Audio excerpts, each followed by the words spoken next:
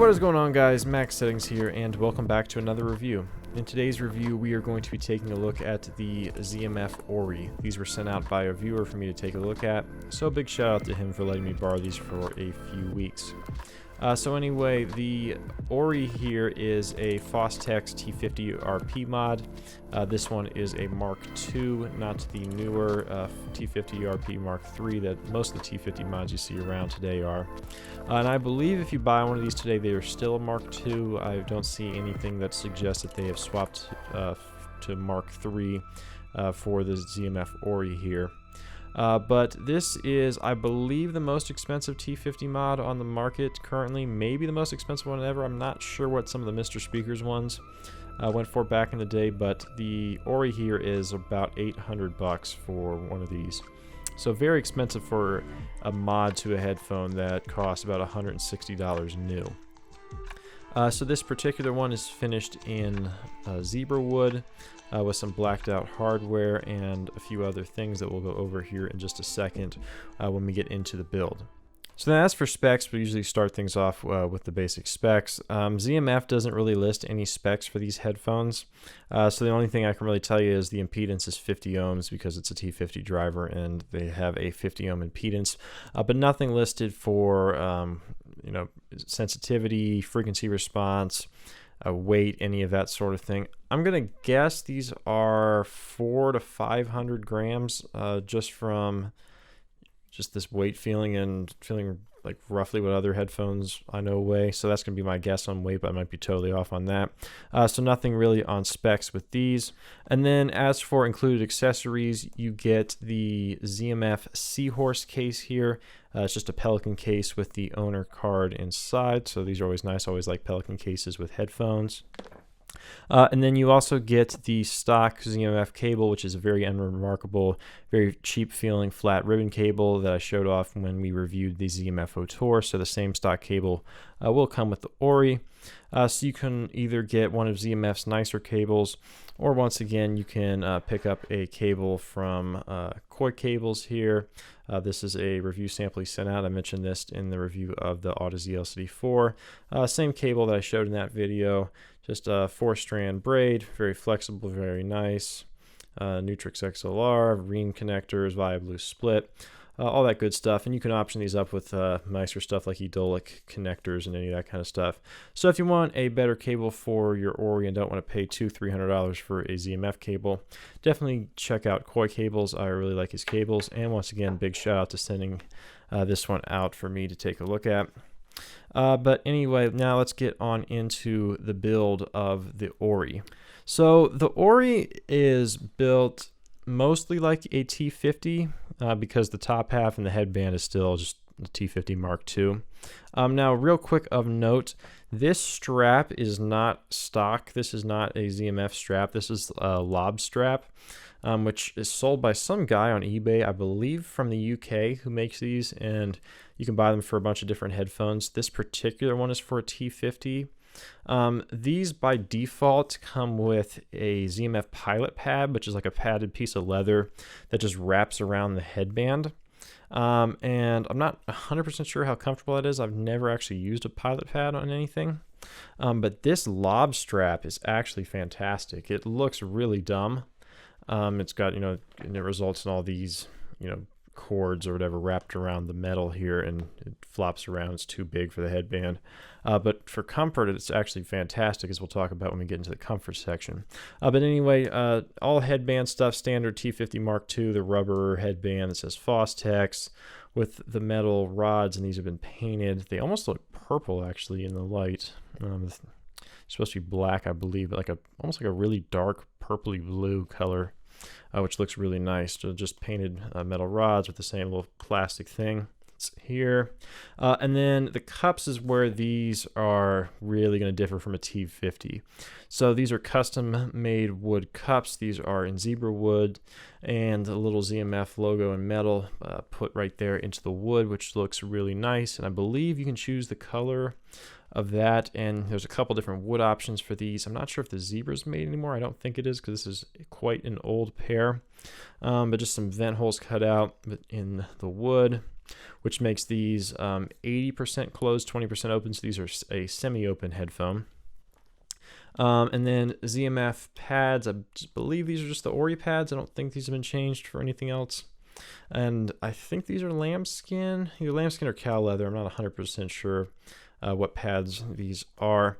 But as always with ZMF pads, you do have a wide variety of pad options to try out, so you can tune the sound to your liking. So that is the build on the Ori. And then as for comfort, probably not going to be the most accurate representation of these because I don't have the pilot pad. But with the lob strap, definitely one of the most comfortable headphones I've ever worn. This strap does a great job of dissipating the weight. It's very soft, very pliable, very comfortable.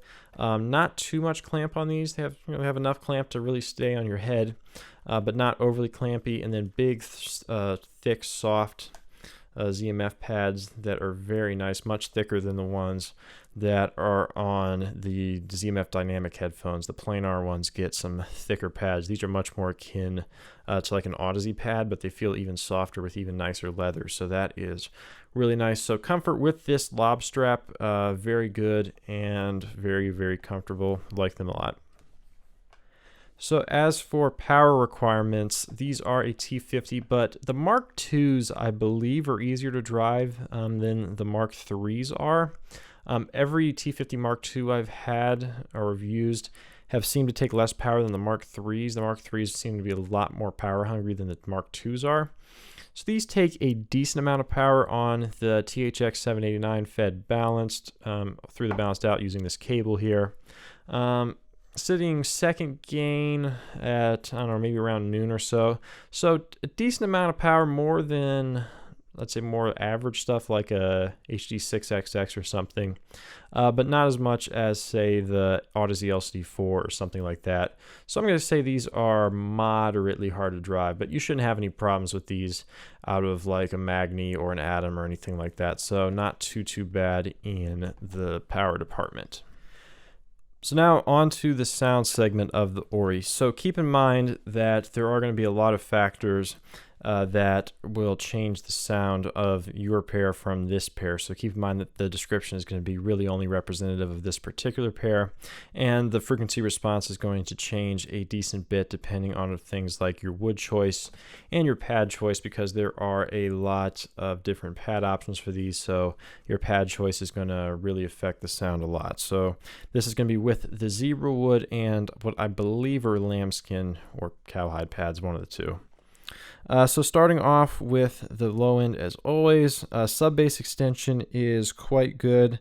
It extends pretty nicely down to 20 hertz, but there is a bit of a bass shelf from about 20 to 200 hertz, and it's a little bit humped. It's not like a perfectly flat bass shelf.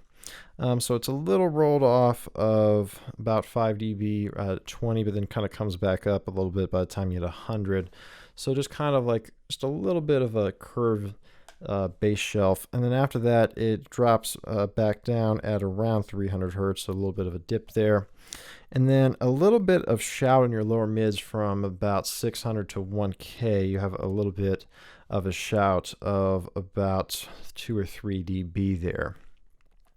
After that, your mids start to drop off a little bit, starting at, I'd say, right around 2K or so. It starts to recess a little bit, and I'd say recess is 5 or 6 dB down until right about 5K, and then the treble kind of comes back up to a peak at around 10K.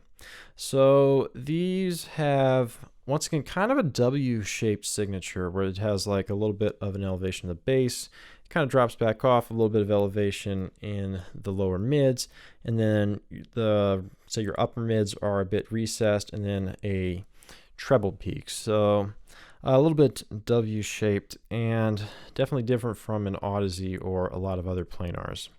So these have a very warm signature and a kind of a V shape, like a warm V shape with that mid shout, so W shaped kind of signature. And then as for dynamics, dynamics is where these things suffer. They don't have the bass impact of cheaper headphones and some better higher end planars. They don't have the bass impact of, say, like the Focal Lex or the Odyssey LC2. These definitely are suffering in dynamics and in impact, which is understandable because these are a T50, even though I know Zach does a lot of tuning to these and rebuilds the drivers pretty significantly. But at the end of the day, it's still a T50 driver, and it still has a lot of the T50 limitations. And then as for timbre, these sound much more natural than any T50 I've ever heard. These don't really have that T50 timbre. It's still a little plasticky, but it sounds fairly natural overall. It's actually a pretty decent timbre on the ZMF Ori here. It's nothing like T50 timbre, which is a very kind of extremely plasticky with some like sharp sibilance to it, particularly with those S sounds, very sharp and sibilant on regular T50s. So timbre is pretty good. Detail wise, I find these lacking. I don't think they have very good detail for their price point, and honestly, maybe that's even half their price point. I don't really think these have very good detail at all. Soundstage is actually pretty wide for a closeback, and they do isolate decently well. They're 80% closed, 20% open, so they're not totally sealed, so you will get a little bit of leakage, but not too bad. So they isolate pretty well, and a pretty decent soundstage. Some of the better soundstage I've heard in a closed headphone, so a good soundstage there. Imaging is also pretty good. I've always found that T50s image pretty well, and these are no exception. They image very, very well. So the Ori is kind of an interesting sound. It's a warm sound signature with some lower mid shout and then treble. So it's a very fun sound signature, but I just find the dynamics lacking a pretty decent bit, which is my biggest complaint with them. If they had better dynamics, I think they would actually be a pretty decent headphone for the money, and the detail is lacking. So better dynamics, better detail, I think they would be pretty decent. But with this pretty limited dynamics and detail, they're just not quite there for this kind of money. So things I compared to, mostly the Fostex TH-X100, because it's another wooden semi-open headphone that I have lying around. So the X100 is, I'd say, similar warm. This doesn't really have that as much of that lower mid shout. I say this is a little bit brighter than the Ori is, but these are also kind of a V-shaped signature with a little bit recessed mids. These have much better dynamics, much more bass impact, where the bass on the Ori sounds kind of loose, and it has like some reverb to it because that ZMF reverb warm thing. So these have a much more dynamic and impactful bass because they're biocellulose dynamic headphones. So that's just what you're going to get with that. I also think these outresolve the Ori. The Ori detail is just lacking overall. So honestly, I think personally I would take a X100 over the Ori. The Ori's cooler and prettier with this wood, but this just sounds more refined to me. Better detail and better dynamics with much better bass impact. So the Ori is another interesting headphone from ZMF. A lot like the Otor that I reviewed pretty recently, it also is a pretty relaxing sound signature. Nothing is too bad. These are brighter than the Otor was for sure. This is not really as much of that Odyssey signature. These are a little brighter and a little bit more fun, but still pretty easy to listen to, and I think a lot of people would actually like them just for relaxing, but they're too expensive. I think $399 I could see, but $800 sounds way too expensive for this headphone, and I don't think I can recommend it at that price point. But I don't hate it. It's just too expensive for what it is. I get that we're paying a lot for the wood and the work he puts into these drivers. It's still probably the best T50 mod that I've heard. I want to hear the Blackwood again. I heard that briefly at Can Jam. But I'm pretty comfortable in saying that this is the best T50 mod. I've never really been a fan of any other T50 mod, like the Argons I've heard briefly, the Deconi Blues, the Mass Drop TXOs, the Mayflower Mark 1s, stuff like that. This is definitely the most refined and best sounding T50 that I have heard, maybe with the exception of the Blackwood, but we'll wait. So anyway, guys, I hope you enjoyed my review of the ZMF Ori. Pretty headphone with some neat things, but just has some problems with it and a little bit too expensive. But anyway, links of where to buy these in the description, as well as the MiniDSP EARS graph, my Twitter, my contact email, and all other relevant information. Once again, big shout out to the viewer that sent these out for review, and shout out to Koy Cables for supplying this cable. But anyway, guys, I hope you enjoyed the video. Look forward to seeing you in the next one. Bye.